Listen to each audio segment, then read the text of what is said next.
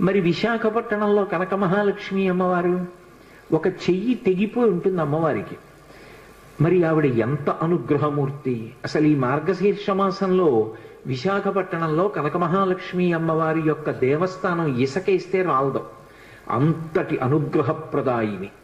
ఆ తల్లి పాదముల దగ్గరికి వెళ్ళి నమస్కరించాలి తప్ప ఆవిడ అనుగ్రహించలేనటువంటి విషయం లేదు.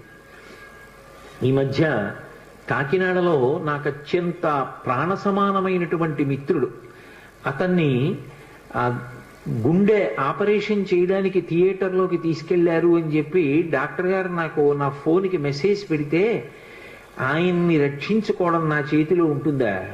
ఆ పరదేవత రక్షించాలి. పసుపు నీళ్లతో కనక మహాలక్ష్మి అమ్మవారికి అభిషేకం చేశా సమయంలో. తిరిగి వచ్చాను, శుభవార్త విన్నాను. ఆ తల్లి గొప్ప అనుగ్రహప్రదాయిని.